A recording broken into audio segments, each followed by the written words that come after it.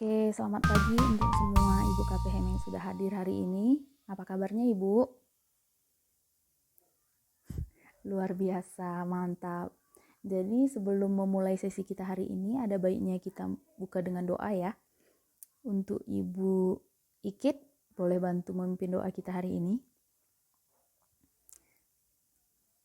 Doa dimulai, doa selesai. Terima kasih Ibu Ikit. Baik, di bulan lalu sudah saya singgung Ibu judul sesi di pertemuan kita hari ini apa? Kira-kira ada yang masih ingat? Iya, tentang meminjam dan menabung. Jadi, dalam sesi hari ini kita akan membahas tentang cermat meminjam dan menabung. Ada yang pernah meminjam, Ibu? Meminjam itu sama dengan berhutang ya. Kira-kira ada yang sudah pernah meminjam di sini? Baik, sebentar lagi kita akan bahas ya, Ibu meminjamnya kenapa, Ibu meminjam kepada siapa. Sebelumnya, saya mau tahu dulu nih, kira-kira masih adakah di antara Ibu yang mengingat topik bahasan kita di bulan lalu itu apa? Baik, Ibu Ayu. Tentang mengelola keuangan keluarga. Terima kasih Ibu Ayu sudah mengingatkan teman-teman dan kita semua di sini. Jadi, di bulan lalu kita sudah bahas tentang mengelola keuangan keluarga. Caranya ada berapa? Yang pertama, memahami pendapatan dan pengeluaran. Pendapatan itu apa saja, Ibu? Yang termasuk pendapatan. Iya, upah suami dan istri, bantuan PKH, BPNT, ya itu termasuk pendapatan ya Ibu. Dan yang termasuk pengeluaran apa? Ya pengeluaran yang hanya untuk membayarkan kebutuhan. Kira-kira kebutuhan Ibu Sri di bulan ini apa aja? Oh, bayar listrik, bayar air, ada lagi beli beras, beli lauk pauk, ya seperti itu ya Ibu. Ada yang sudah mempraktikkannya dan mencatatnya di rumah? Oh, luar kepala. Nanti boleh ya Ibu, sepulang dari sini kita catat ya. Dicatat di rumah ya, supaya anggarannya lebih terkendali. Baik, selanjutnya tadi ada memahami pendapatan dan pengeluaran. Selanjutnya, iya, dengan menyusun anggaran. Betul, menyusun anggaran. Anggaran itu adalah perkiraan pendapatan dan pengeluaran. Perkiraan jumlah pendapatan dan pengeluaran ya Ibu. Jadi dalam satu keluarga alangkah baiknya untuk menyusun anggarannya agar pengeluarannya terkendali. Dalam hal ini pengeluarannya itu untuk pengeluaran apa Ibu? Pengeluaran untuk kebutuhan saja, bukan keinginan. Jadi kalau untuk membeli lipstik, kira-kira pengeluaran kebutuhan atau keinginan? Baik, tergantung ya Ibu. Itu tergantung sesuai dengan pekerjaan kita apa. Begitu ya. Yang terakhir, mengendalikan anggaran. Ada 2 sistem Ibu, ada yang masih ingat? Iya, sistem amplop dan sistem catatan khas harian. Di sini rata-rata bergaji harian ya, dapat upah harian. Jadi adakah di antara kita yang sudah mempraktikkannya langsung untuk mengendalikan anggaran keluarga kita di rumah? Baik, terima kasih untuk ibu-ibu yang sudah mempraktikkannya langsung di rumah. Dan untuk yang belum, ada kendalanya Ibu? Baik, diskusikan ya Ibu dengan anggota keluarga kita di rumah. Selanjutnya, tadi kita sudah membahas tentang anggaran. Hari ini saya ingin tahu adakah di antara kita yang sudah pernah meminjam? Kira-kira meminjam kemana ya Ibu? Iya, bisa meminjam ke bank, bisa ikut arisan atau tarik-tarian ya. Orang Karo taunya tarik-tarian ya. Selanjutnya, ke koperasi, ya. Sebelum meminjam, kira-kira di antara ibu ini ada yang sudah merencanakannya terlebih dahulu? Merencanakan peminjaman. Oke, pada umumnya orang-orang meminjam uang itu adalah untuk memenuhi kebutuhan ataupun untuk menambah modal, ya Ibu. Jadi kebanyakan orang beberapa kali pasti pernah meminjam. Dalam sesi ini kita akan mempelajari tentang merencanakan utang dengan hati-hati, Ibu. Adakah di antara kita yang pernah melihat kasus bahwa ketika dia tidak merencanakan hutangnya dengan hati-hati, dia malah dikejar-kejar hutang? Ada yang seperti itu? Kita sering mengalami, dalam rumah tangga pasti sering mengalami masalah keuangan, ya Ibu. Dan masalah yang paling umum di sini adalah karena tidak pintarnya mengatur dan mengelola keuangan.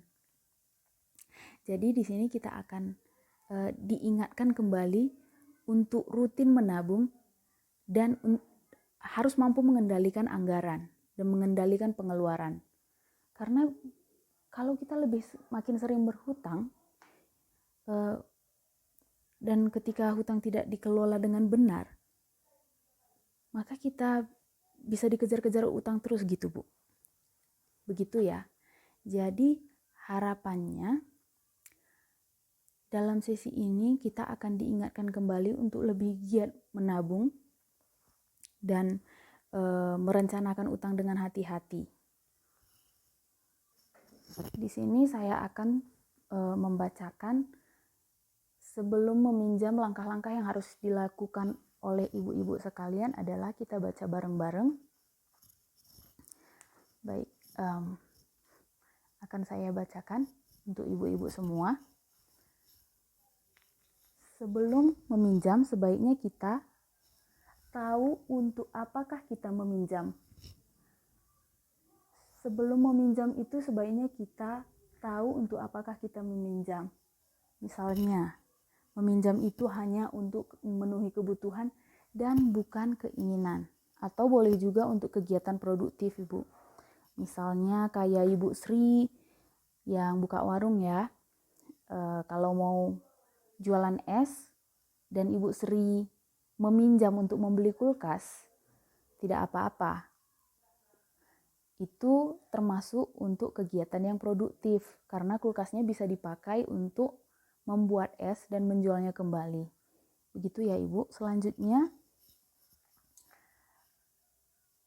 apakah ada cara yang lain yang dilakukan sebelum kita berhutang? Misalnya begini, Bu.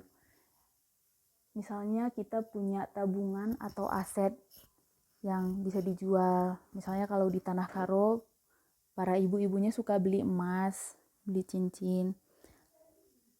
Sebelum meminjam, lebih baik dipikirkan ulang untuk menjual aset yang kita punya.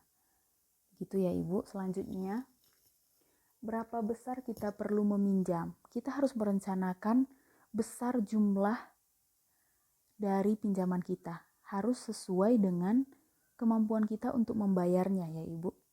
Jadi perlu kita pikirkan ketika meminjam, kita harus menghitung jumlah pendapatan kita terlebih dahulu. Seperti yang sudah kita pelajari di sesi 5 kemarin. Jadi ketika kita tahu jumlah pendapatan kita dan kita sudah menuliskan anggaran tentang pengeluaran kita, sisanya dianggap menabung. Jika ada sisa dari pendapatan, pinjaman ini, kita boleh membayarkan pinjaman ini dan ataupun menabung, gitu ya.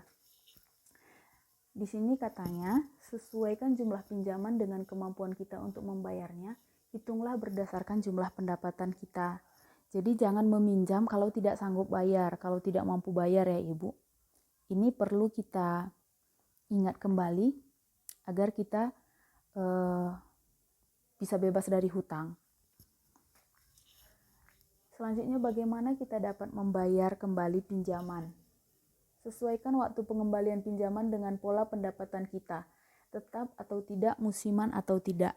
Jadi untuk ibu-ibu yang punya pendapatan harian, boleh meminjam, tapi sesuaikan waktu pengembaliannya dengan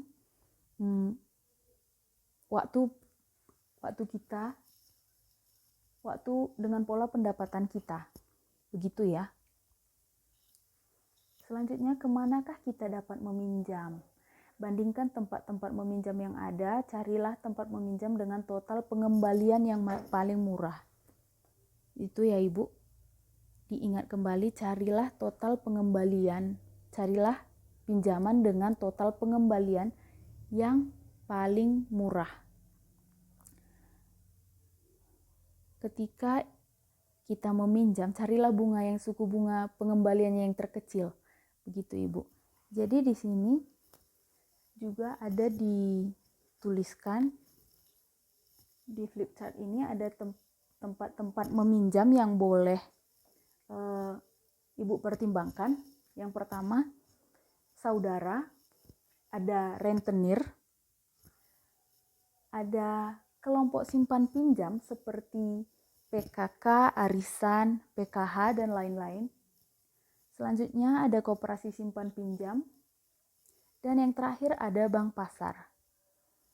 Kira-kira dari yang saya sebutkan 5 tadi, Ibu paling sering minjam kemana? Oh, rentenir ada juga ya. Yang lain? Ke bank, KUR, oh iya. Jadi ada beberapa yang sudah familiar ya dengan produk bank. Oke, ada yang pernah meminjam ke saudara? Susah. Oh, susah, takut berantem. Tidak apa-apa, tapi di sini jika dibandingkan dengan prosesnya, meminjam ke saudara itu prosesnya lebih mudah. Tapi belum tentu mau dikasih pinjam. Dan tidak perlu jaminan. Ada batas maksimal pinjaman? Ada. Tergantung waktu pengembalian yang diberikan oleh pemberi utang. Bunganya bisa jadi tidak berbunga ataupun rendah ya Ibu. Yang terakhir itu periode atau cara pengembalian bisa disesuaikan. Selanjutnya untuk rentenir. Prosesnya mudah memang, tapi memang tidak perlu pinjaman. Tidak ada batas maksimal pinjaman, tapi bunganya tinggi sekali Ibu. Karena bunganya diatur oleh si pemberi hutang.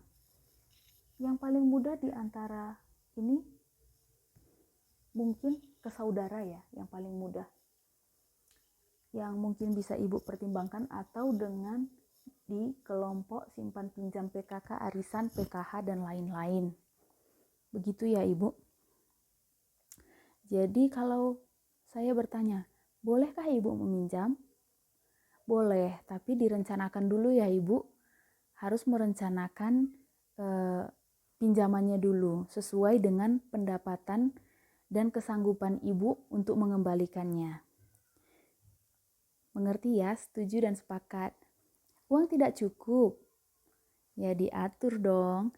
Terima kasih untuk ibu-ibu semua yang hadir hari ini. Di pertemuan selanjutnya akan kita bahas mengenai rencana menabung ya.